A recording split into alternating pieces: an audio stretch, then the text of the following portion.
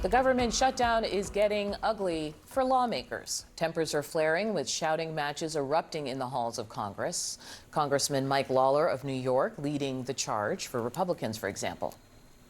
With all due respect, you voted multiple times to keep the government shut down, okay? The Republican members from Arizona voted to keep the government open. So don't sit here and try to lecture us about whether or not we did our job. We did our job. Let me ask you a question. Did you Why get permission from your boss? Why don't we sign on right now? Did your boss, Donald Trump? You can easily extend Did the ACA right now. Did your boss, Donald Trump, He's give not you my permission? boss. Yes, he is.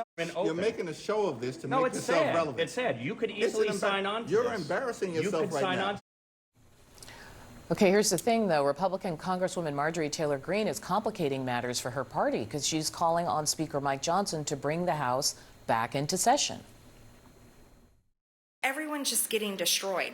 And so I'm saying, look, Democrats, you created this mess. Republicans, you have no solutions. I'm literally calling it out and saying, let's take off our Democrat jerseys, let's take off our Republican jerseys, and we should do something responsible for the American people and fix this. Greene also posted on Twitter that she's disgusted by the prospect of health insurance premiums doubling for millions of Americans if these Obamacare subsidies are not renewed. Joining me now in the group chat, Francesca Chambers, White House correspondent for USA Today, Mike Dubke, former Trump White House communications director, and Megan Hayes, former Biden White House director of message planning. Welcome to the chat, folks. Now, I have to start with you guys because you actually have group chats where people are talking about this. Yes. I have a theory from covering Congress, which is that silence is golden. When it's silence, deals are happening. This is a sign that nothing is happening. No one is talking to each other. Okay. And Marjorie Taylor Greene is the voice of reason. This is a weird America that we live in right now. Okay. But why? Why do you think we've reached some tipping point where yelling in the halls is more effective than having a conversation? Well, one, the Republicans aren't there because Mike Johnson sent them all home. So then Mike Lawler is there, and he is in a very tough district for him. He's in a purple district. So he's there probably to create these scenes to raise money. He can fundraise off of it. But just to underscore that, they are not inside. The House is not there. Most of the Democrats are here. Jeffries has his caucus here, but Mike Johnson has sent his caucus home or said that they can go home. I would venture to guess that Lawler is there because he's trying to create a scene and he will use this to raise a lot of money. I would not be surprised if there have not been emails already out.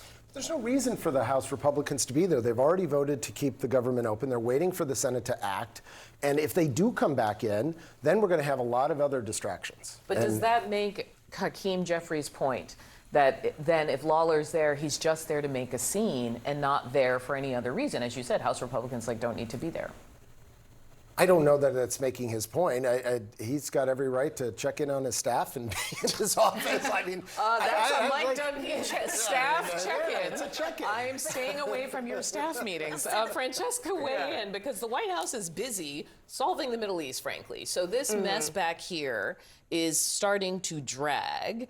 And what's the sort of point of view on how it's supposed to work itself out? And that's what you started to hear from Republicans like House Speaker Mike Johnson last night after this Middle East deal came together was, look, they're talking about this instead of that. And so you're going to start to see some of those pressures, I think, weigh today. But with respect to how we get out of this, how we go forward on this potentially, I mean, there was some debate last week at the end of the week around these Obamacare subsidies and whether some sort of a deal could be made with the White House on this. But then to your point about when no one's talking, for a little bit there, no one was talking, and we thought maybe something could be happening on it. But then when we got back this week, still nothing. President Trump saying again yesterday that he wants to have this conversation after the shutdown ends. One more wrinkle. Senator Angus King, independent of Maine, talking about his concerns and why he may support the existing continuing resolution.